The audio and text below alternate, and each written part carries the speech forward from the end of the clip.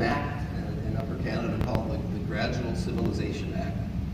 And they started tinkering with what became the forerunners of residential schools. And in 1848, in my community of Alberta, they started what they called a industrial training school.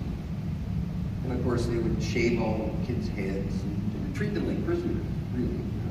Forbid them to speak their languages, stick pins in their tongue if they spoke their language, separate them from their brothers and sisters, their parents. And so we don't know a lot about my grandfather's younger days, except when he was about 10, he was born not long after they started these experiments. He was sent to, his father had died, and that was often the reason why children were given to the authorities by Native women, because they had no means of support or whatever. And so my grandfather found himself in this training school, and all anybody in the family knows is that he ran away. Thank God he did, because I didn't hear it. And he ran away and had to teach himself how to read and write. And when he was older, he wanted to leave the reserve, which meant he had to give up his status as an Indian. What benefits there are, not nearly the extent you think. And because he gave up his status when he left the reserve about 1922, he could never vote for his own chief in his own community. He didn't get any of the benefits, medical benefits such as they are, that would accrue to him by being a status Indian.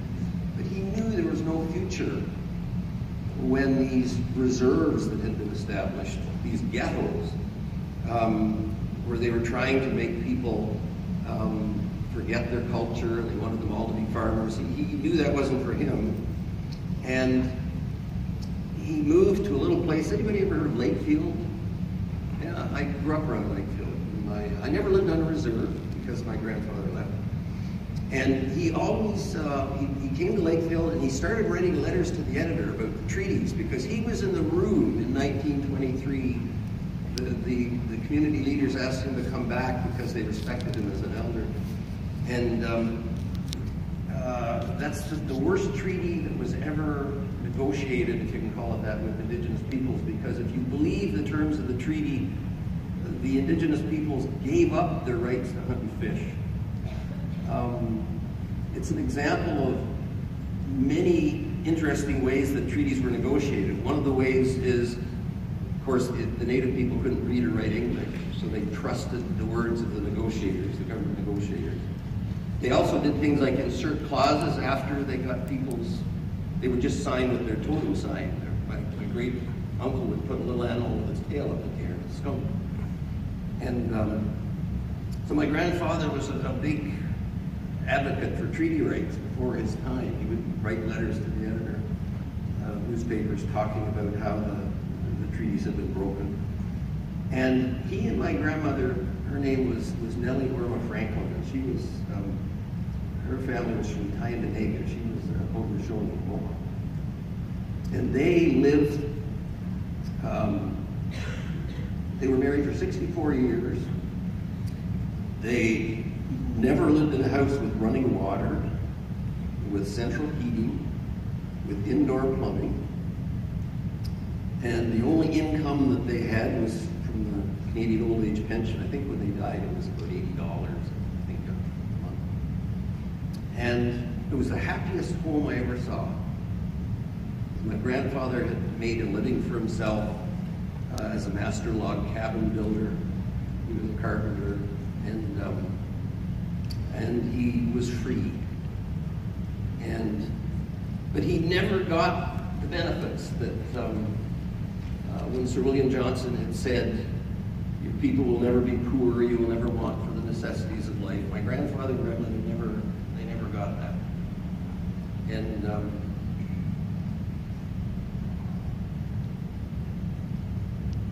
And I think that when Canada talks about truth and reconciliation, I think they need to hear the people in whose hands these important legal decisions rest, these political legal decisions rest, I think they're going to have to talk to more people about their stories, not just look at textbooks and historic documents. Because Senator Murray Sinclair, who was the Chief Commissioner for the Truth and Reconciliation Commission, said that that's the first step of reconciliation, is talking to people who are different from you. And so a lot of people say, what can I do for reconciliation? And there are 94 calls to action in the Truth and Reconciliation recommendations. And most of them involve government actions. Some of them have already started, making the education system more inclusive. A couple of months ago, most of these things are sort of symbolic. A couple of months ago, the government of Canada announced that all immigrants that come here from now on, in addition to swearing loyalty to the Queen, they're going to have to swear to uphold the treaty obligations. Well, it'd be nice if they set a good example and observe the treaties, so that newcomers would have a good example to go by. So, but what can individuals do? Well, you can start talking with people who are different than you. You can see what your kids are being taught at school. If you're involved in an office or a factory, you can wonder out loud why the staff in your office doesn't represent people of different heritages than the boss. Those are all things that anybody can do, and most of this action can be done at local levels. Ottawa and Toronto are too far away. The things that we can do to start those conversations, we can do in London, we can do in North Bay, we can do them in Belleville. And it's amazing, you've probably heard of the man Elijah Harper, who passed away a few years ago. He's the man who stopped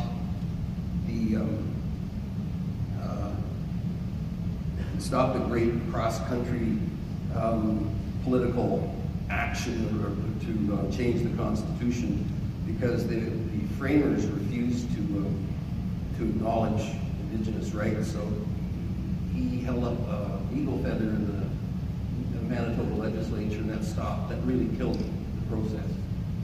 And the Meech Lake Accord. And so one person can have a really big effect. And Elijah Harper said at a conference that I attended, someone said, what can we do? What can ordinary Canadians do to start making the change that will make the country better for everybody? Because if it's better for Indigenous people, it'll be better for everybody. People say that 10% of the Indigenous peoples who are accepting some kind of social assistance, if they had gainful employment by the resource companies who are taking resources from their territories and mines and lumber, if 10% of those people became wage earners, Canada's gross domestic product would go right through the roof. So it helps everybody. So Elijah Harper said, when this person said, what can Canadians do? He said, Canadians can stop waiting for their governments to do the right thing. Because you are the government. We are the government. And they have no power without us. And they get scared every once in a while when there are any kind of demonstrations. That really worries them. Because they listen very closely. That's why the government spends millions and millions of dollars on public opinion polls every year, because they pay attention. So I encourage you again, don't feel that what's happened in the past, however bad it is, all those horrible things that happen to people from different parts of the world, that's not your fault. But you're really lucky. We're really lucky because everybody here and everybody in your community can play a role in making sure that those things don't happen again. And not everybody is lucky enough to get the chance to do a do-over. So I'm going to leave you with that message, that the past is important as a guide about, in some cases, what not to do, and learn about it by all means. But think about your children and your grandchildren, and think about what you want Canada to look like for them. We don't want, as they do in some countries, a huge underclass of people that make you afraid to go down the street in your big cities. And Canada is better than that. And that's what I want reconciliation to be. So thank you very much for listening.